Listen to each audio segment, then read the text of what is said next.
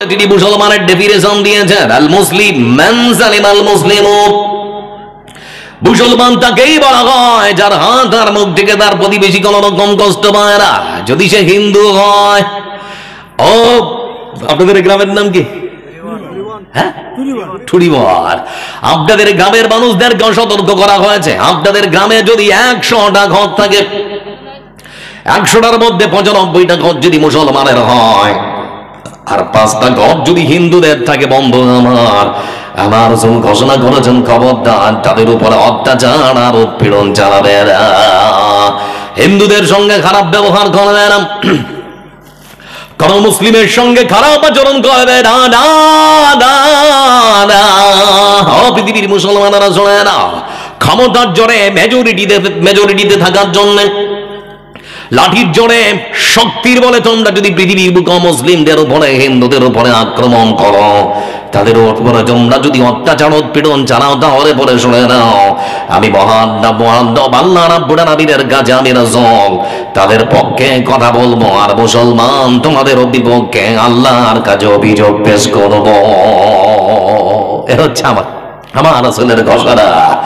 এজন্যই তো রাসূল সাল্লাল্লাহু আলাইহি ওয়াসাল্লাম সম্পর্কে আল্লাহ রাব্বুল আলামিন কোরআনে কারীমের এক আয়াতে সুন্দর করে বলেন, ওয়া মা আরসালনাকা ইল্লা রাহমাতান লিল আলামিন। হে রাসূল, আমি আপনাকে সারা পৃথিবীর জন্য করুণা স্বরূপ, রহমত স্বরূপ প্রেরণ করেছি। সারা পৃথিবীর জন্য আপনি দয়ার সাগর। তাই তো বলছিলাম বন্ধু আমার, বিশ্বনবী সাল্লাল্লাহু আলাইহি ওয়াসাল্লাম, রাসূল সাল্লাল্লাহু আলাইহি ওয়াসাল্লাম আরেকখানা শিক্ষা দিয়েছেন পৃথিবীর মানুষকে, মারপিট করা যাবে না। তারপরে কি জানেন? ও পৃথিবীর মানুষরা, তোমরা শুনে নাও, মাইয়াদমাল লিমা বাইনা লিহিয়াইহি ওয়া মা বাইনা রিজলাইহি আযমান লাহুল জান্নাহ। পৃথিবীর মানুষরা, তোমরা শুনে নাও, দুটো জিনিসের দায়িত্ব তোমরা যদি নিতে পারো, এক মুখ, দুই হলো লজ্জাস্থান। মুখ দিয়ে গাল বন্ধ করবে না, মিথ্যা কথা বলবে না, পরচর্চা পরনিন্দা করবে না, মিথ্যা সাক্ষী দেবে না, গাল বন্ধ করবে না, লজ্জাস্থানকে বৈধ ছাড়া অন্য কোনো অবৈধ জায়গায় ব্যবহার করবে না। পৃথিবীর বুকে কোনো আদম সন্তান যদি এই দুটো জিনিসের দায়িত্ব দিতে পারে, আমি রাসূল আল্লাহর সেই বান্দার জন্য আল্লাহর জান্নাতের দায়িত্ব নিয়ে নেব। সুবহানাল্লাহ বলবেন না?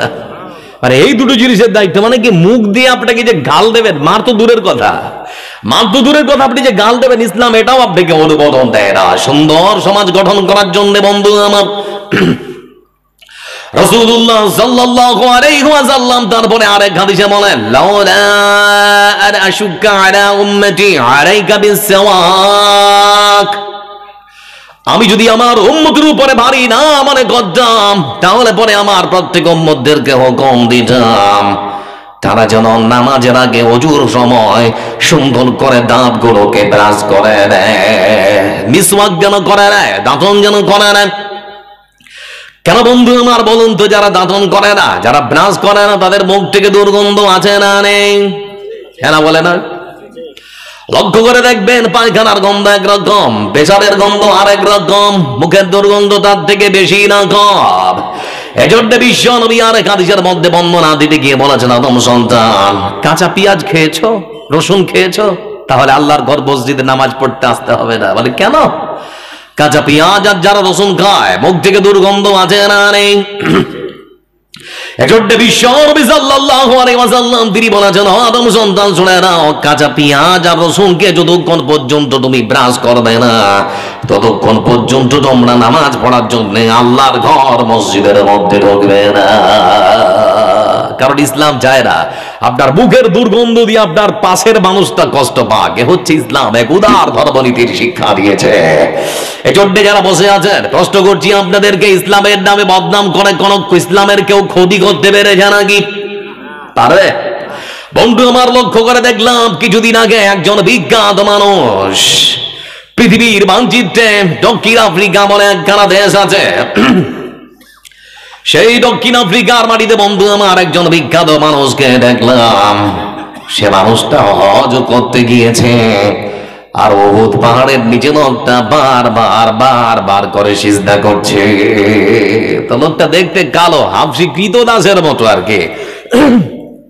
তো সেই লোকটা যখন সিজদা করছে তো মনে মনে ভাবছে, ভিডিও দেখার পর লোকটা কে গো মানে চিনতে পারছি না। তো ভিডিওটা ফেসবুক থেকে একটু উপরে তুললাম, তখন ওই মানুষটার আরেকটা ভিডিও চলে এসেছে, যে কথাগুলো হচ্ছে ওটা ট্রান্সলেট হচ্ছে বাংলায়। আমার বন্ধু লোকটার পরিচয় পাওয়া গেল। লোকটার বাড়ি হলো দক্ষিণ আফ্রিকা। লোকটা একজন খ্রিস্টানদের ধর্মীয় গুরু, একজন যাজক, একজন পাদ্রী। 15 বছর ধরে খ্রিস্টানদের ধর্ম প্রচার করেছে এই মানুষটা। আমার বন্ধুরা, এমন একজন বিখ্যাত মানুষ, যে মানুষটা 15 বছর ধরে খ্রিস্টানদের ধর্ম প্রচার করার পরেও কালেমা পড়ে মুসলমান হয়েছে।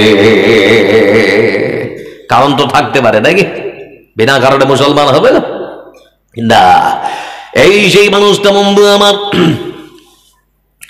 সারা পৃথিবীর 195টা দেশের মধ্য থেকে, মতান্তরে 228টা দেশের মধ্য থেকে 2500 মানুষকে সৌদি সরকার রাজকীয় ভাবে হজের জন্য আপ্যায়ন করেছে। ওদের যাতায়াত, থাকার, খাওয়ার, ফ্লাইটের খরচ যা লাগে সব সৌদি সরকার বহন করেছে। তার মধ্যে একজন বিখ্যাত মানুষ, যার নাম হলো ইব্রাহিম রিচমন্ড। কি নাম বললাম? ইব্রাহিম রিচমন্ড। বন্ধু আমার, যুবক ছেলে, তোমাদেরকে বলি, জীবনীটা অন্তত একটা বার পড়ো, তুমি পরিবর্তন হতে বাধ্য। লক্ষ্য করে দেখলাম এই মানুষটা বারবার করে সেজদায় মাথা অবনত করে দিচ্ছে। আমি মনে মনে চিন্তা করলাম, কে? পরিচয় পেলাম, লোকটার নাম হলো বন্ধু আমার ইব্রাহিম রিচমন্ড। বাড়ি হলো দক্ষিণ আফ্রিকা। কেমন করে বুঝতে পারলাম? আমাদের পার্শ্ববর্তী দেশ বাংলাদেশের একজন বিখ্যাত আলেম, যার নাম হলো মুফতি সানাউল্লাহ রহমানী। ইনাকে দেখলাম, আমার ভাই ইব্রাহিম রিচমন্ডের সঙ্গে সাক্ষাৎ হচ্ছে। তারা ইংরেজিতে কথোপকথন করছে, আর তাদের কথাগুলো বাংলায় সুন্দর করে ট্রান্সলেট হচ্ছে। তোকে জিজ্ঞেস করছে, আপনার নাম ইব্রাহিম রিচমন্ড? বলে হ্যাঁ। তাহলে আপনাকে মোবাইলে দেখেছিলাম, এরকম করে হজ করতে এসেছে, আপনার সঙ্গে সাক্ষাৎ হবে আমি কল্পনাও করতে পারিনি। তো আপনি কালেমা পড়ে মুসলমান হয়েছেন? বলে হ্যাঁ। তো আপনি কাঁদছেন কেন, বারবার সিজদা দিচ্ছেন কেন, কি ব্যাপার, কারণ কে? আমার বন্ধুরা, খ্রিস্টানদের ধর্মীয় গুরু, ধর্মীয় যাজক ইব্রাহিম রিচমন্ডের কাছে শুনতে যাওয়া হলো, ভাই রে, আপনার সঙ্গে এই মতো করে এই জায়গায় সাক্ষাৎ হয়ে যাবে আমি কখনো ভাবিনি। তুমি জানতে চাচ্ছি কেন কালেমা পড়ে মুসলমান হলেন? আমি তো আপনার জীবনীতে পড়েছি আপনি খ্রিস্টানদের ধর্মীয় গুরু ছিলেন। আপনি তো আপনার চার্চের সব থেকে বড় একজন বিখ্যাত একজন পাদ্রী ছিলেন, তো কালেমা পড়ে মুসলমান হলেন কেন? লোকটা তখন বর্ণনা দিতে গিয়ে আমার, ও ভাই আমার, আপনার বাড়ি কোথায়? বলে আমার বাড়ি বাংলাদেশ, আমি বাংলাদেশ থেকে এসেছি। তার কাছে তখন বৃত্তান্ত ঘুরে ঘুরে বর্ণনা করা হচ্ছে, আর লোকটার চোখ দিয়ে ঝরঝর করে জল ঝরছে।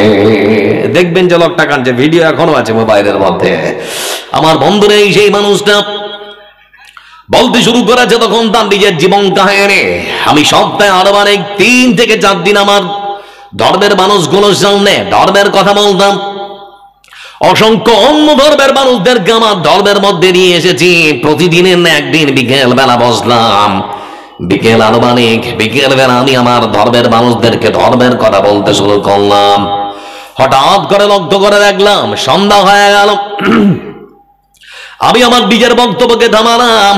রাত হঠাৎ যখন হয়ে গেল, আমার যারা খাদেম আছে, আমার খাদেমেরা আমার কাছে আসার পর আমাকে খাবার দাবার দিল। আমি খাবার দাবার শেষ করলাম।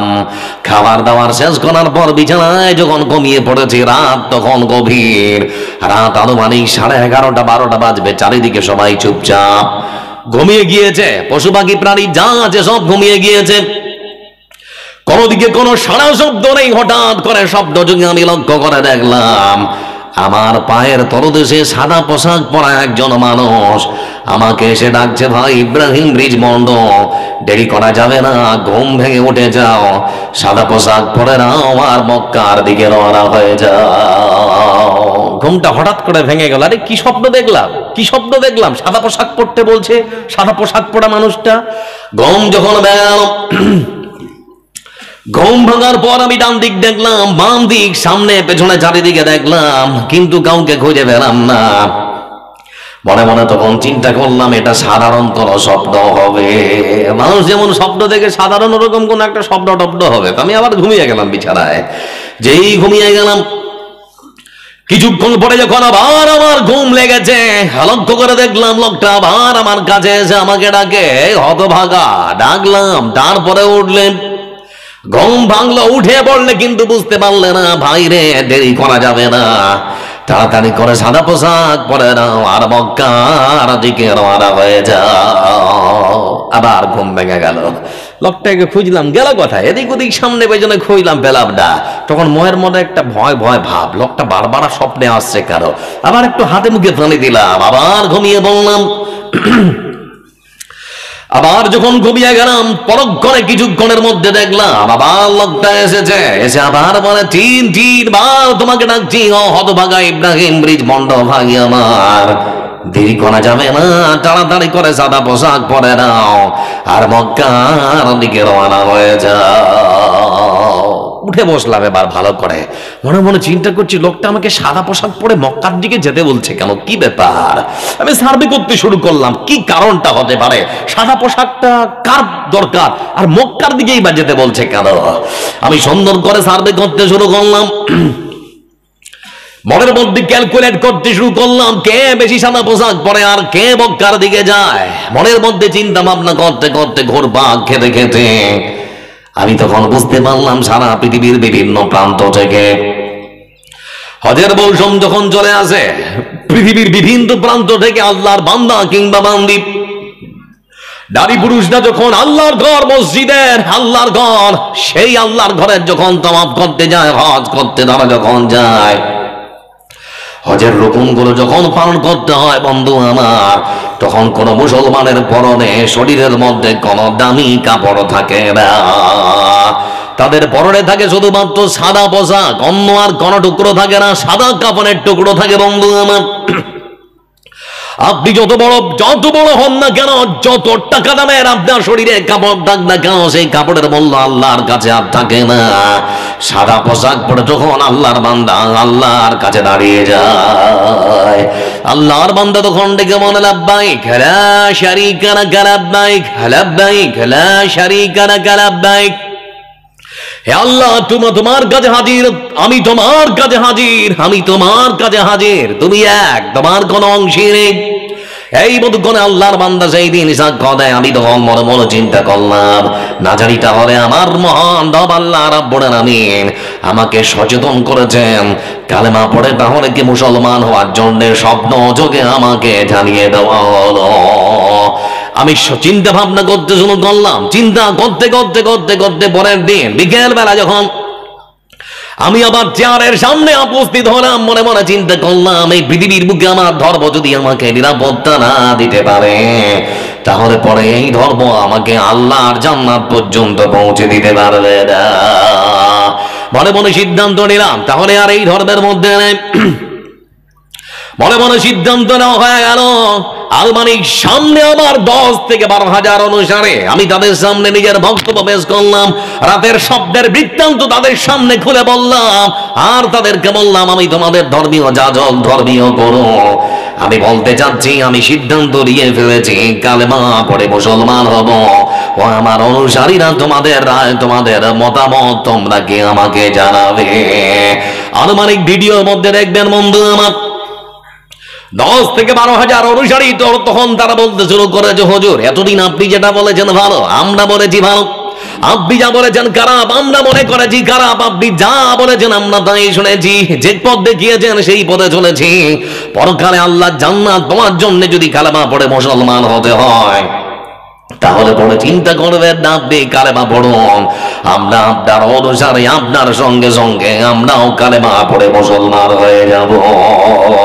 ততক্ষণ আমি কালেমায়ে শাহাদা পাঠ করতে শুরু করলাম, আশহাদু আল্লা ইলাহা ইল্লাল্লাহু ওয়া আশহাদু আন্না মুহাম্মাদান আবদুহু ওয়া রাসূলুহু। ইসলামের নামে অপপ্রচার করে কোনো লাভ হলো? ঠেকানো গেল একই সঙ্গে 12,000, কত হাজার। সংবিধানের রাষ্ট্র ধর্ম সংবিধানে রাষ্ট্র ধর্ম নিরপেক্ষ বলে, তোমার কেন জ্বলে রে বন্ধু, তোমার কেন জ্বলে, তোমার কেন জ্বলে রে বন্ধু, তোমার কেন জ্বলে। ইসলাম হলো শান্তির ধর্ম, আছে সুবিচার, অন্য ধর্মের প্রতি কভু করে না বিচার। ইসলাম হলো শান্তির ধর্ম, আছে সুবিচার, অন্য ধর্মের প্রতি কভু করে না বিচার। মিলেমিশে থাকার কথা, মিলেমিশে থাকার কথা নবী দিয়েছেন বলে, তোমার কেন জ্বলে রে বন্ধু, তোমার কেন জ্বলে, তোমার কেন জ্বলে রে বন্ধু, তোমার কেন জ্বলে। লিল্লাহে তাকবীর। ওদিকের মানুষগুলো নারায়ে তাকবীর। ইসলামের নামে অপপ্রচার করা বন্ধ করুন। ইসলাম সম্পর্কে জানুন, ধ্যান ধারণা পাল্টে যাবে। তার মানে কি বুঝলেন? যে মুখের দুর্গন্ধ দিয়েও যে ইসলাম মানুষকে কষ্ট দিতে নিষেধ করে, সে ইসলাম মানুষ মারার শিক্ষা দিতে পারে? হ্যাঁ বলে না পারে? তারপরেও যত দোষ সব নন্দঘোষ, দেখি যত দোষ নন্দঘোষ। একটা বাংলায় প্রবাদ বাক্য আছে না, রয়্যাল বেঙ্গল টাইগার কোথায় থাকে? জঙ্গলে। সামনে মানে আগামীকাল সুন্দরবনেই আমার প্রোগ্রাম আছে, লক্ষ্মীকান্তপুর বলে জায়গায়। তো রয়্যাল বেঙ্গল টাইগার জঙ্গলে থাকে, তো বছরে 2-3 বার তাদের টিকা করতে হয়। তো বন দপ্তরের কর্মীরা টিকা করার জন্য জঙ্গলে প্রবেশ করেছে। তো যেই বাঘ দেখতে পেয়েছে বন দপ্তরের কর্মীদেরকে, এবার দিয়েছে দৌড়। তো মহিষ বাঘকে দেখে বলছে, বাঘ মামা আপনি তো বনের রাজা, কাকে দেখে ভয় পালাচ্ছেন? তো বাঘ তখন বলছে, দেখিস না এই জোড়া এসেছে, এত বড় বড় করে সূঁচ, যখন ধরবে যখন গুতাবে না, কি যে ব্যথা লাগে পড়ে, সেজন্য ব্যথার চোটে ভয় পালাচ্ছি, যেন আমাকে ইঞ্জেকশন না করতে পারে। তো বাঘের কথা শুনে তখন বাঘের সঙ্গে মহিষও দৌড়চ্ছে। তো বাঘ আবার মহিষকে জিজ্ঞেস করছে, হ্যাঁ রে ধরবে আমাকে, সেজন্য ভয় আমি পালাচ্ছি, তুই ফের কেন পালাচ্ছিস? তো বলে, মামা বলবেন না, এটা ভারতবর্ষ, তো আপনার সঙ্গে যদি আমাকেও ধরে না তো ইঞ্জেকশন না দিয়ে ছাড়বে না। বলে কেন? সেদিন যদি আমি চিৎকার করে বলি যে আমি বাঘ, আমি মহিষ, আমি বাঘ নই, আমি মহিষ, আমি বাঘ নই, তারপরেও ওরা বলবে তুমিও বাঘ, তুমিও বাঘ, তুমিও বাঘ।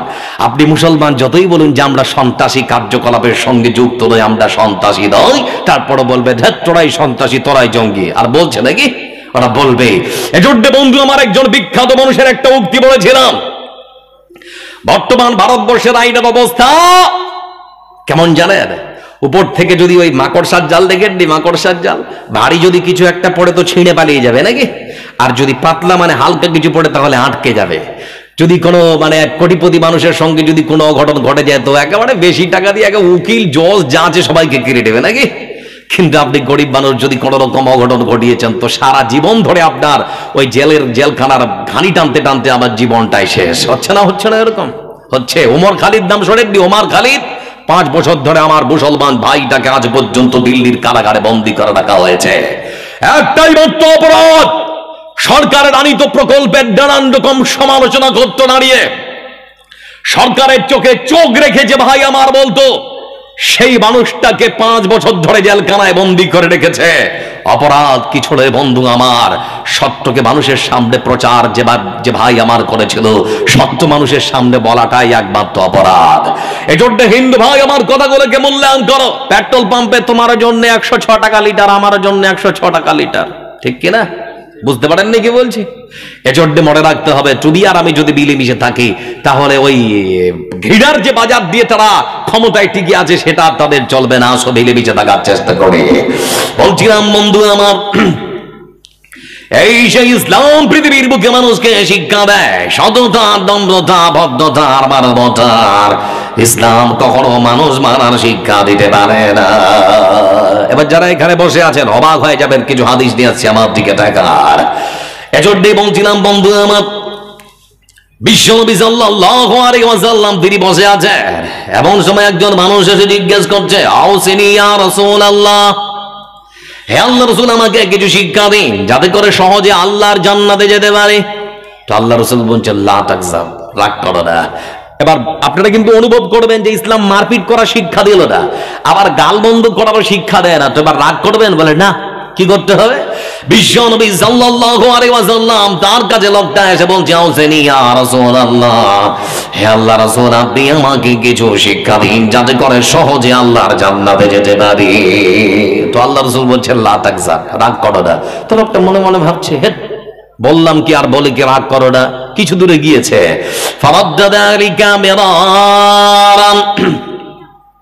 আবার লোকটা ফিরে এসে বলে আউসেনি ইয়া রাসূলুল্লাহ, হে আল্লাহর রাসূল আমাকে কিছু শিক্ষা দেন যাতে করে সহজে আল্লাহর জান্নাতে যেতে পারি। আবার আমার রাসূল বলছেন লা তাকযাব, তুমি রাগ করো না।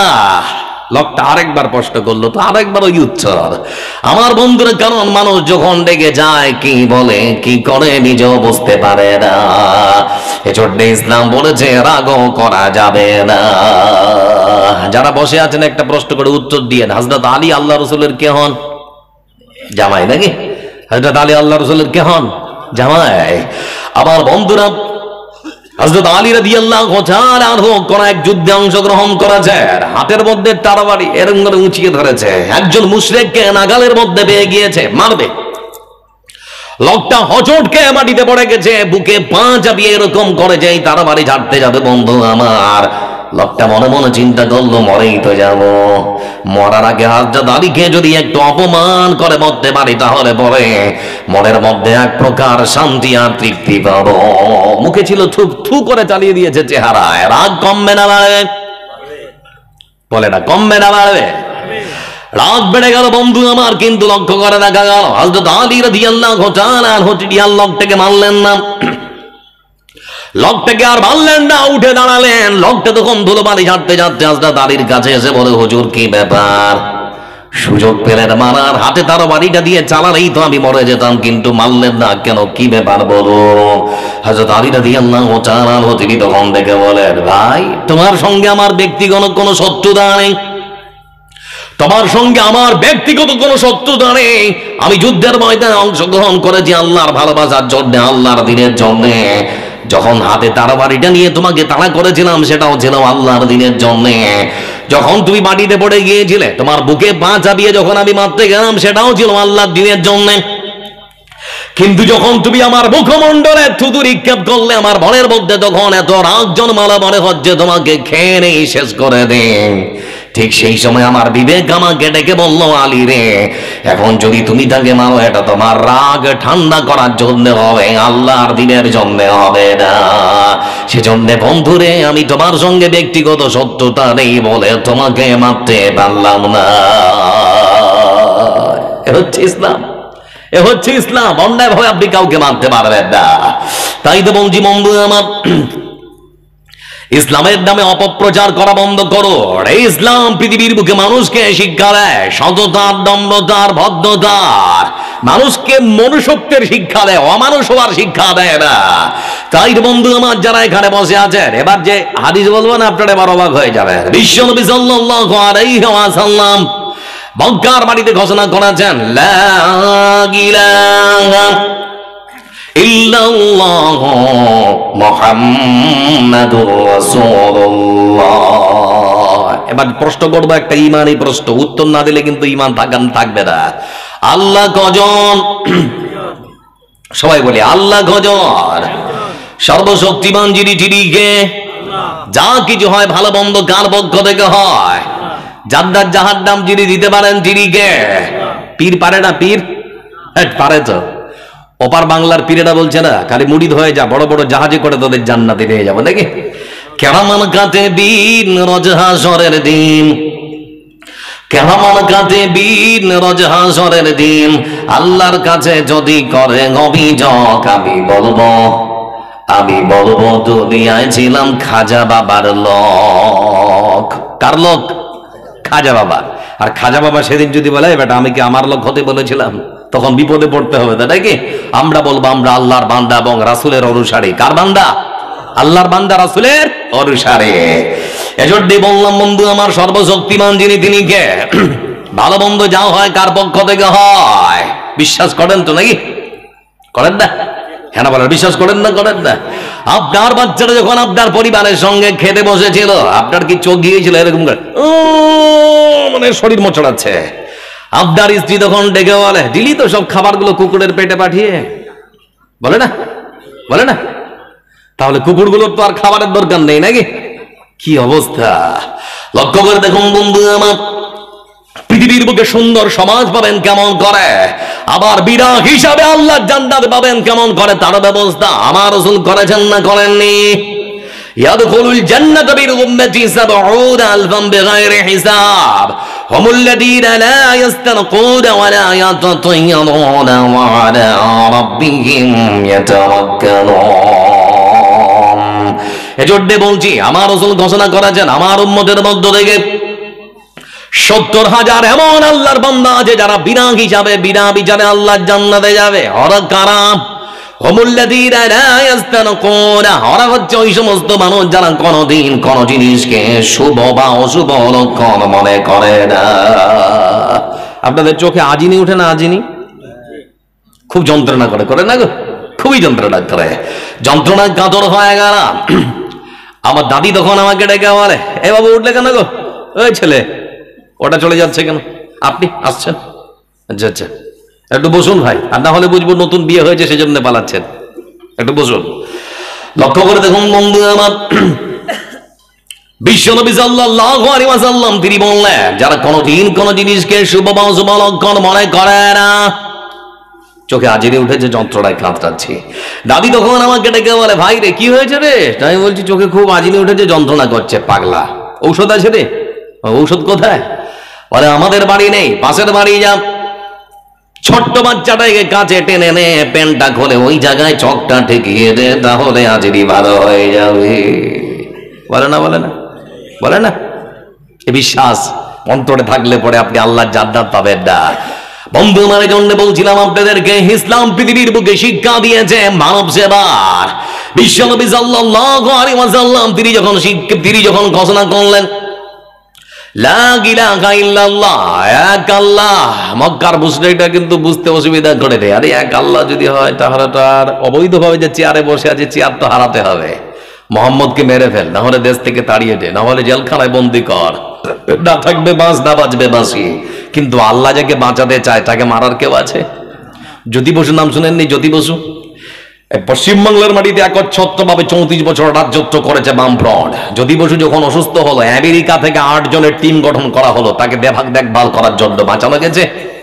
কথা বলে বাঁচানো গেছে? না। কার কখন মরণ হবে কেউ বলতে পারবে? কোন রোগেও যদি না পড়েন, প্রত্যেকটা মানুষকে বার্ধক্য নামে একটা রোগ আছে, সে রোগে মরতেই হবে, তাই তো নাকি? মরবেনি, কেউ পৃথিবীতে থাকবে না। এজন্য বলছি বন্ধু আমার, ভালো কাজ করো। আপনাকে আগেই বলেছি, মাটির নিচে গিয়ে ভালো থাকার মন আছে, মাটির উপরে ভালো কাজ করুন। এবার ওইদিকে আর যাচ্ছি না, মানে কোটা বললে অনেকটা লম্বা সভা। আমাকে আবার একটা দায়িত্ব দেওয়া হয়েছে তো মাথায়, আপনাদের পকেট কাটতে হবে আর কি। পালাবেন নাকি? একটু বসুন। লক্ষ্য করে দেখুন বন্ধু আমার, যারা ভালো কাজ করে, ভালো কাজের বিনিময় কার পক্ষ থেকে আশা করা যায়? জোরে বলি, কার পক্ষ থেকে? আল্লাহ রাব্বুল আলামিনের পক্ষ থেকে। আমার আল্লাহ রাব্বুল আলামিন তিনি বলেছেন, বান্দা, আমার বান্দা যদি ভালো কাজ করে তার বিনিময় অন্য কিছু নয়, বরং আমি আল্লাহ রাব্বুল আলামিন আমার জান্নাত খানা দিয়ে দেব। কি দিবে আল্লাহ? জান্নাত। লক্ষ্য করে দেখুন বন্ধু আমার, একটা বিখ্যাত মানুষের একটা ছোট্ট খালি কথা বলছি। এই পৃথিবীর মানচিত্রে আরেকখানা দেশ ইরাক, ইরাকের বাগদাদ শহরে একজন বিখ্যাত মুহাদ্দিস, একজন আলেমে দ্বীন, একজন ইমামের জন্ম হয়েছিল, যার নাম ইমাম আহমদ ইবনে হাম্বল রাহিমাহুল্লাহ। নাম শুনেছেন তো নাকি? ইমাম আহমদ ইবনে হাম্বল রাহিমাহুল্লাহ কাজ কি ছিল জানেন? সমাজের গরিব মানুষের দেখভাল করা, তাদের সেবা করা, তাদের সহযোগিতা করা। রাসূলের হাদিস যদি কোথাও শুনেছেন তাহলে সেগুলো এক জায়গায় জমা করে মানুষের কাছে প্রচার করা। কোথাও যদি শুনেছেন ওই টুডিবন গ্রামে একটা মানুষের কাছে হাদিস আছে, তো পায়ে হেঁটে 2 দিন 4 দিন 5 দিন 7 দিন এরকম চলতেই আছেন। কোন একদিন শুনলেন বন্ধু আমার, অমুক একখানা গ্রামে কোন একটা মানুষের কাছে হাদিস আছে, পায়ে হেঁটে শুরু করলেন। পায়ে হেঁটে যখন বেরোলেন, মুসাফিরের হালাতে যখন চলতে শুরু করলেন, হাঁটতে বন্ধু আমার কোন একটা গ্রামের মধ্যে প্রবেশ করলেন। ঠিক সেই সময় এশারের আযান হচ্ছে মসজিদের মিনার থেকে, হাইয়া আলাস সালাহ,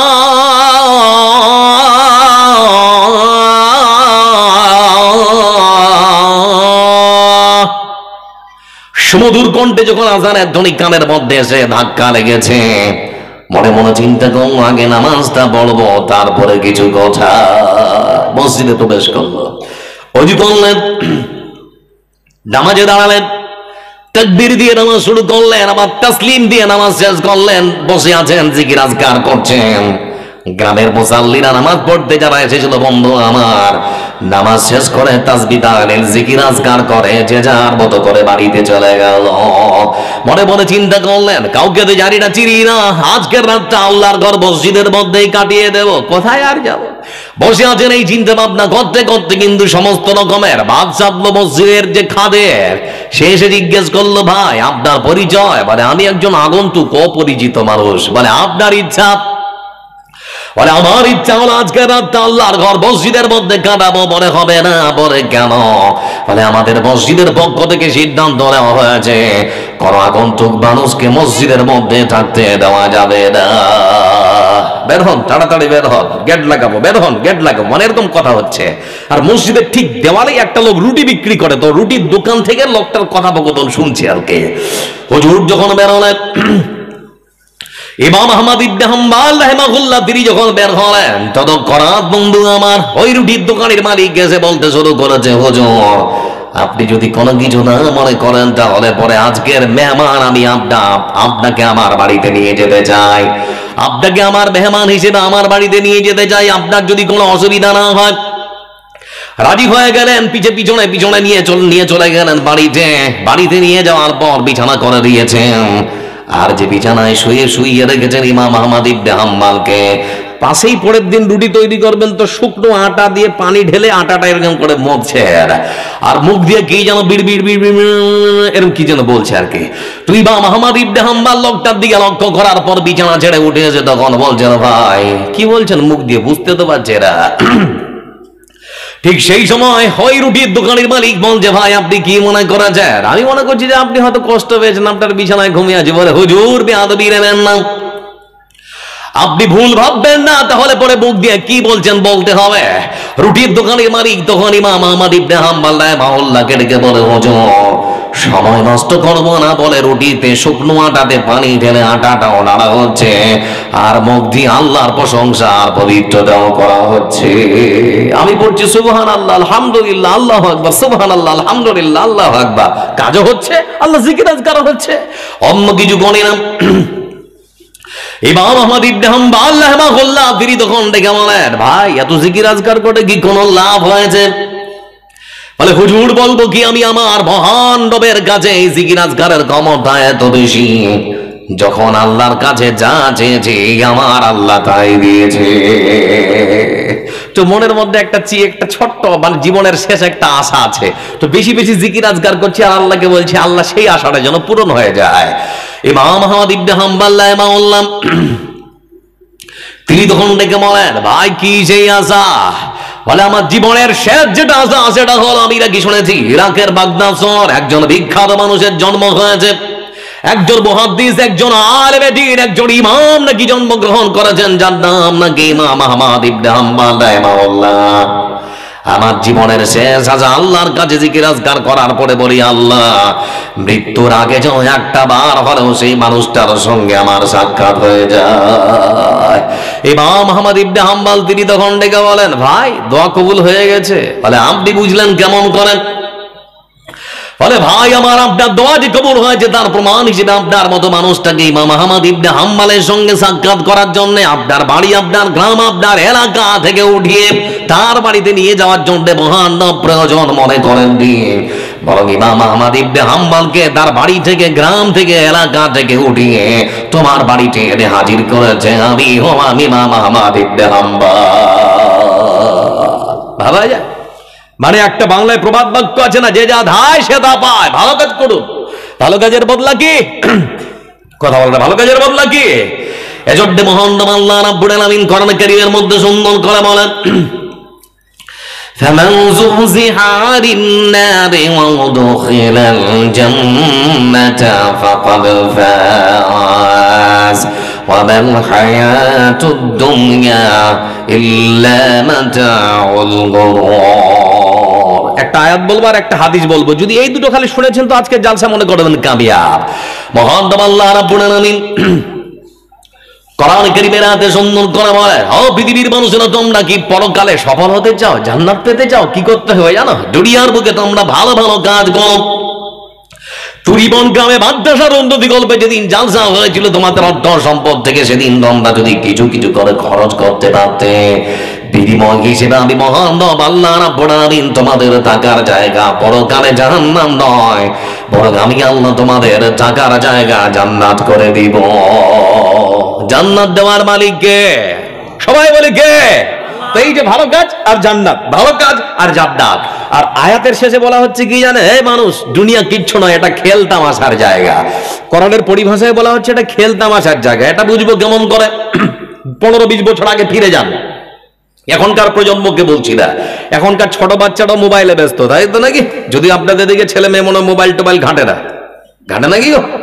ঘাটে সবাই, মানে সবাই 6 বছরের কিংবা 6 মাসের বাচ্চাটাও যদি কাঁদে তো মা নিয়ে আসছি, থাম নিয়ে আসছি, ডিকচিক ডিকচিক ডিকচিক ডিকচিক শুরু করে দিল। ওই যে কি বুঝলো, চুপ হয়ে গেল। আশ্চর্য একখানা যন্ত্র নাকি? আশ্চর্য যন্ত্র যার নাম মোবাইল। তো মোবাইল সম্পর্কে কোনোদিন যদি সময় পাই তো বলবো, এদিকে বাড়াচ্ছে না। তো বন্ধু আমার, 15 বছর আগে দুঃখের সঙ্গে বলছি, আমরা যখন ছোট ছিলাম 20-22 জন 25 জন মিলে 3টে স্টেম, একটা ব্যাট, একটা বল কিনবো, তার টাকা হচ্ছিল দাদা একাই এখন আনুমানিক 2-4 জোড়া বল আর স্টেম আর ব্যাট কিনে দেবো। কিন্তু 20-22 জন সাথীকে আর মাঠে খুঁজে পাওয়া যায় না। যাচ্ছে সবাই মোবাইলে ব্যস্ত নাকি? সবাই মোবাইলে ব্যস্ত। তো বিকেল বেলা লক্ষ্য করে দেখুন, ওই যে 10-12 বছর আগে ধরে ফিরে গেছেন, বিকেল বেলা আমরা আমাদের গ্রামের চাচাতো ভাই বোন সবাই মিলে ধুলো দিয়ে মাটি তৈরি করে এক বাড়ি তৈরি করে আমরা খেলতাম না? মনে পড়ছে আপনাদের? ধুলো দিয়ে বাড়ি তৈরি করতাম, ওই কলমু পাতার পাতা, বাঁশের পাতা ছিঁড়ে নিয়ে বলতাম এটা ভাত, এটা তরকারি, গামছা পড়িয়ে আবার কারো বিয়েও দিতাম, এরকম করতাম না? হঠাৎ করে বন্ধু আমার, মাগরিবের আযান যখন হয়েছে মসজিদের মিনার থেকে, মা তখন বাড়ি থেকে সন্তানকে ডাকে, আয় বাড়ি আয়। সন্তান যদি তখন ডেকে বলে, মা এত সুন্দর করে ধুলো দিয়ে বাড়ি বানালাম, এখনই বাড়ি যাব না। মা তখন বলবে, তাহলে কি করবি? বলে কিছুক্ষণ আর থাকবো। মা তখন বলবে, পাগলা, ধুলো দিয়ে তৈরি করা বাড়িতে দাঁত কাটানো যায় না, বেরিয়ে আয় তাড়াতাড়ি করে, খ্যাপা কথাকার, বলবে না? বলবে না? তারপরেও যদি বন্ধু আমার সেই ধুলো তৈরি করা বাড়ি থেকে না বের হতে যায়, ততক্ষণাৎ মা বাড়ি থেকে বের হয়ে আসার পর নিজ সন্তানের হাতটা ধরে ধুলোর বাড়ি থেকে টেনে নিজের বাড়িতে নিয়ে যাবে না? যাবে না? কারণ সেই ধুলোর বাড়ি তার কখনো আপন হতে পারে না, থাকার জায়গা হতে পারে না। পৃথিবীর বুকে বন্ধু আমার যারা এখানে বসে আছেন, আপনাদের তুরিবন গ্রামে বিশাল বড় বড় অট্টালিকা, রাজপ্রাসাদ, বিশাল বড় বড় সুন্দর সুন্দর যে বাড়িগুলো তৈরি করেছেন, এই পৃথিবীর বুকে প্রত্যেকটা মানুষের মৃত্যু ঘন্টা যদি বেজে যায়, মহান রব আল্লাহ রাব্বুল আলামিন তখন সপ্তম আকাশ আরশে আজিম থেকে সেই বান্দাকে ডাক দিয়ে বলবেন, আয় বেরিয়ে আয়। আল্লাহর বান্দা যদি তখন বলে, রাব্বুল আলামিন এখনই তো কিছুটা দিন হলো, কয়েকটা বছর হলো বাড়িটা বানালাম, এখনই এই বাড়ি থেকে আমার যাওয়ার মন করে না। আল্লাহ তখন বলবে, আসবি না আসবি না আসবি না আসবি না বল। তারপরেও যদি আল্লাহর বান্দা না আসে, আল্লাহর পক্ষ থেকে মালাকুল মাউত আসবে, ততক্ষণ আত্মার শরীর থেকে রূহ নামক জীবন কানা বের করে নেবে, সেই বাড়িতে আর থাকা হবে। তারপরে আমার রাসূল সাল্লাল্লাহু আলাইহি ওয়াসাল্লামের একখানা হাদিস শুনুন, কি বলে বিশ্বনবী আবার সুন্দর করে হাদিসের পরিভাষায় বলেন, ইয়াতবাউল মাইয়িতা থালাথাতুন ফায়ারজিউ ইথনান ওয়া ইয়াবকা ওয়াহিদুন ইয়াতবাউহু আহলুহু ওয়া মালুহু ওয়া আমালুহু ফায়ারজিউ ইথনান ওয়া ইয়াবকা ওয়াহিদুন। এই পৃথিবী ছাড়িয়া কোথায় যাবে ভাগিয়া, এই পৃথিবী ছাড়িয়া কোথায় যাবে ভাগিয়া, মরণ তোমায় লইবে ঘিরি যতই করো বাহানা, মরণ তোমায় লইবে ঘিরি যতই করো বাহানা, চিন্তা করে দেখো না কবরে কি যাইবা না। একজন হাত তুলুন তো, কবরে যাব না? কেউ নেই? সবাই যাবো নাকি? এই পৃথিবীর সবাই পর, কবর যে তোর আসল ঘর। এই পৃথিবীর সবই পর, কবর যে তোর আসল ঘর। কেমনে থাকিবে সেটাই শুধুই মাটির বিছানা, কেমনে থাকিবে সেটাই শুধুই মাটির বিছানা। চিন্তা করে দেখো না কবরে কি যাইবা না। প্রস্তুতি নিন বন্ধু আমার। বিশ্ব নবী সাল্লাল্লাহু আলাইহি ওয়াসাল্লাম হাদিসের পরিভাষায় দুঃখ নিয়ে ভারাক্রান্ত হৃদয় নিয়ে পৃথিবীর মানুষকে বুঝিয়েছেন, ও পৃথিবীর মানুষেরা তোমরা শোনো, একটা জলজন্ত মানুষের শরীর থেকে যখন ডুকানা বেরিয়ে যায়, তার পরিবার পরিজন সুন্দর করে গোসল দেওয়ার পর সাদা কাপড় পরিয়ে লোকটাকে যখন কবর পর্যন্ত নিয়ে যায়, বাড়ি থেকে কবর পর্যন্ত লোকটার সঙ্গে 3 কানা জিনিস যায়। কয়টা? সবাই বলুন কয়টা? 3টা জিনিস যায় বন্ধু আমার। প্রথম নম্বরে লক্ষ্য করুন, তার পরিবার পরিজন আত্মীয় স্বজন যারা মাটি দিতে এসেছে, জানা যায় যারা অংশগ্রহণ করতে এসেছে তারা যায়। আর মসজিদের যে খাটে করে আপনাকে ওঠানো হয়েছে সেই খাটটা যায়, কদাল আর ঝুড়ি যায়। আর আপনার সঙ্গে তৃতীয় যে জিনিসটা যায় সেটা হলো পৃথিবীর বুকে আপনি যা আমল করেছেন, ভালো কিংবা খারাপ, খারাপ আর ভালো আমল আপনার কবর পর্যন্ত যায়। যখন আপনাকে কবরে রাখা হলো, কবরের ভেতরে যখন আপনাকে রাখা হলো বন্ধু আমার, কবরে রাখার পরে পরেই 2 কানা জিনিস কবর থেকে বাড়ির দিকে রওনা হয়ে যায়। যারা আপনাকে মাটি দিতে গিয়েছিল, পরিবার পরিজন আত্মীয় স্বজন, সন্তান হলেও পরে কবরের পাশে আর দাঁড়িয়ে থাকবে না, থাকবে? থাকবে না বন্ধু আমার। আর যে খাটে করে কোদাল আর ঝুড়ি দিয়ে আপনাকে কবরের মধ্যে নিয়ে যাওয়া হয়েছিল, সেই খাটটাও রাখা হবে না। যে কোদাল আর ঝুড়ি ছিল সেটাও রাখা হবে না বন্ধু আমার। এই 2 খানা জিনিস তৎক্ষণাৎ কবর থেকে বাড়ির দিকে রওনা হয়ে যায়। থাকে শুধুমাত্র আপনার ভালো আমল কিংবা খারাপ আমল। পৃথিবীর বুকে আপনি যা কিছু করেছেন সেটাই থাকে, অন্য কিছু থাকে না। এজন্য যারা এখানে বসে আছেন বন্ধু আমার, কিসের অহংকার, কিসের আপনার বড়াই, কিসের টাকা? টাকা মানুষকে কখনো সুখ দিতে পারে না। চিন্তা ভাবনা আপনাদের পাল্টাতে হবে। তাই তো বলছিলাম বন্ধু আমার, কোন মানুষের শরীর থেকে যখন রূহ বেরিয়ে যায়, ততক্ষণ 2 খানা জিনিস তার শরীর থেকে বিলুপ্ত হয়ে যায়, হারিয়ে যায়। আমি আব্দুল জব্বার যেদিন মারা যাবো, আমার পরিবার সুন্দর করে সাদা কাফন দিয়ে যখন আমার লাশটাকে, দেহটাকে ঢাকিয়ে রাখবে, আমাকে আমার বন্ধুরা যখন দেখার জন্য অনেকটা দূর থেকে ছুটে আসবে বন্ধু আমার, কেউ সেদিন বলবে না আব্দুল জব্বার কোথায়, আব্দুল জব্বার কোথায়। সবাই সেই দিন বলবে লাশটা কোথায়, লাশটা কোথায়। নাম শেষ, পরিচয় শেষ, শরীর থেকে রূহ নামক জীবন কানা বের হওয়ার সঙ্গে সঙ্গে 2 খানা জিনিস শেষ, নাম শেষ, পরিচয় শেষ। আপনার পৃথিবীর বুকে সমস্ত রকমের হাসি সেই দিন কান্নায় রূপান্তরিত হবে। আপনার নানান রকম চিন্তা ভাবনা সময়ের সাথে ধূলিসাৎ হয়ে যাবে বন্ধু আমার। যে কবরের মধ্যে রাখা হবে সেখানে শুধুমাত্র মাটি আর মাটি, মাটি আর মাটি, মাটি ছাড়া সেই দিন আর কিছু থাকবে না। এই জন্য চিন্তা ভাবনা পাল্টা। এ ভাই সাদা শার্ট, ভাই ওই ছেলে বসে বসো না, একটু বসো বাবু, একটু বসে বসে বসো। তোমরা বসে আছো তো ভালো লাগছে, ভালো হচ্ছে কেন? একটু বসো। বলছিলাম আপনাদেরকে যে কথা লক্ষ্য করুন। আচ্ছা, যারা বসে আছেন একটু প্রশ্ন করছি, টাকা কি মানুষকে সত্যি সুখ দিতে পারে? পারে? আর আমাদের চিন্তা ভাবনা টাকাই সবকিছু নাকি? তবে মনে রাখবেন, টাকা ইনকাম করতে হবে, কিন্তু টাকা সুখ দিতে পারে এই চিন্তা ভাবনা পাল্টাতে হবে। বলে কেমন করে মাওলানা? মিষ্টির দোকানে একটা কোটিপতি মানুষ চেয়ারে বসে আছে, আর মিষ্টির দোকানে একেবারে চমচম রসগোল্লা গুড় দিয়ে একেবারে বড় বড় একেবারে মিষ্টি মানে সেরকম করে খায় আর কি।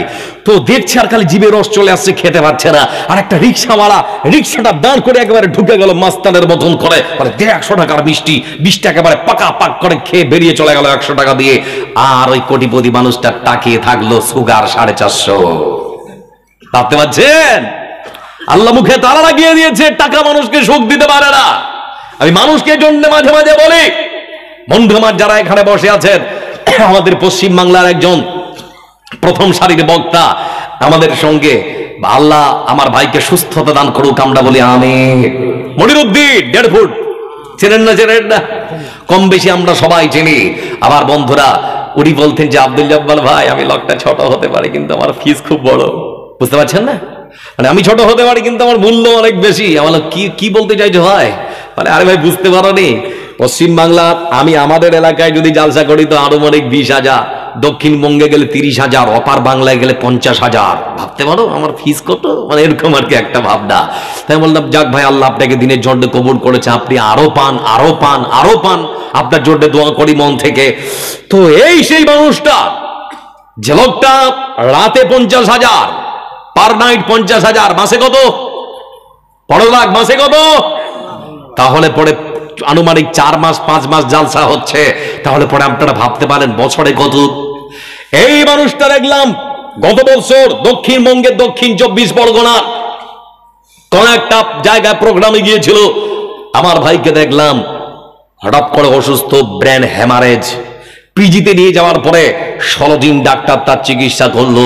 16 দিন পর থেকে লোকটাকে যখন রিলিজ করা হচ্ছে হাসপাতাল থেকে, সতর্ক করে দেওয়া হয়েছে কথা বন্ধ, কথা বলবেন না টোটালি, না হলে পরে এবার যদি কিছু হয় তাহলে আপনারা জীবন লক্ষ্যে। লোকটা আসলো, আসার পর মাত্র 6 মাস, বছর ঘুরেনি। এত টাকা ইনকাম করার পর আমি হিসাব করলাম, যখন ভিডিওটা তৈরি করে 6 মাস গুনলাম, 6 মাস ভিডিও তৈরি করার পরে বলছে ভাই আমার, যারা আপনারা আমাকে ভালোবাসেন, চিকিৎসার যোগান দিতে পারছি না, টাকা নেই, চিকিৎসার যোগান দিতে পারছি না, টাকা নেই। যারা সত্যি আমাকে ভালোবাসেন, আমার প্রতি একটু অনুগ্রহ করো, একটু দয়া করো, যে যার মতো করে হয় আমাকে একটু সাহায্য করো, আমি ওষুধ কিনতে পারছি না। ভাবতে পারেন পার নাইট 50,000 টাকা, মাসে 15 লাখ, বছরে গত 6 মাস গেল না, টাকা শেষ। কিসের অহংকার, কিসের এত দাম্ভিক্য? বন্ধু আমার, যেটা জমা দিচ্ছেন না সেটা আল্লাহর কাছে পাওয়া যাবে, যাবে না? যাবে না। সৌভাগ্যবান তো আপনারা না, ওরা যারা রাস্তায় ঘুরছে, দেখ ওরা নয়, আপনারা। আমার বন্ধুরা কোরআনের ভালোবাসার টানে আপনার ছুটে এসেছেন, আমি মনে করছি। ওই যে মাদ্রাসা, এটা আপনাদের এলাকার একটা গর্ব। আপনার বাচ্চার সুশিক্ষা দান করার জন্য যে প্রতিষ্ঠান গড়ে তোলা হচ্ছে বা যে গড়ে তোলা হয়েছে, এর পেছনে অনেক টাকার খরচ হয়। যারা এখানে বসে আছেন, মা বাবা পরলোক গমন করেছে, মা বাবার জন্য যারা এখানে আছেন, নিজে মরে যাবেন, নিজের কবরটা যেন সুন্দর করে সাজানো থাকে, সেই জন্যে নিজের অর্থ সম্পদ থেকে আল্লাহর রাস্তায় যারা দেওয়ার জন্য এসেছেন, বন্ধু আমার বেশি নয়, 5টা করে 1000 টাকা, 10 জন মানুষ আছেন দেবেন, 1টা করে 1000 টাকা। আচ্ছা, বাবা মা মারা গেছে, আমার বড় ভাই 100 টাকা দিয়েছেন। বন্ধু আমার, আমি বলেছি কোরআনটা 30 পারা, 1টা করে পারা আপনারা কিনে নেবেন, কারো সামর্থ্য নেই একটা অক্ষর কেনার। তো আল্লাহর একটা জারিয়া, আল্লাহ যদি দয়া করেন যে 1000 টাকা দিয়ে আমি আমার বান্দাকে জান্নাত দেব, আল্লাহ পারবেন না? পারবেন না? পারবেন। তো বন্ধু আমার, কোরআনের 30টা পারা, একটা করে পারা নেবেন। কে আছেন? একজন হলেন, একজন মানুষ। আর কে আছেন বন্ধু? 2 নম্বরে উঠাউঠি বন্ধ করবেন, শোনা 10টা মিনিট বেশি নয়। কারণ আপনাদের আজকে সৌভাগ্য যে এমন একজন মানুষকে পেয়েছেন যিনি শুধু কোরআন হাদিসের আলোচনা করেন, সুদূর আসাম থেকে আগত। আজকে আপনাদের প্রধান যিনি জালসার আকর্ষণ, প্রধান বক্তা আমার শ্রদ্ধাভাজন বড় ভাই শেখ মানওয়ার হোসেন আসামি কিছুক্ষণের মধ্যে আসবেন। তার আগে একটু আপনাদের কাছে হাত পাচ্ছি, অসহায় মানুষের মতো করে 500 টাকা। এটা কে দিল বাবু? তোর কাকা কই? আসেনি? 500 টাকা দিয়েছে ভাই। আমি 5000 করে চেয়েছি 10 জন মানুষের কাছে, 1000 করে 30 জন মানুষের কাছে চেয়েছি। যদি মনে করেন মৌলানা দিয়ে তো আসেনি, কালকে দিব, অসুবিধা নেই। মা বোন যারা আছেন, আপনাদের কাছে করজোড়ে করে বিনীত অনুরোধ করছি, বেতন এমনিতেই বেড়ে গেছে, ছিল 500 হয়েছে 1000।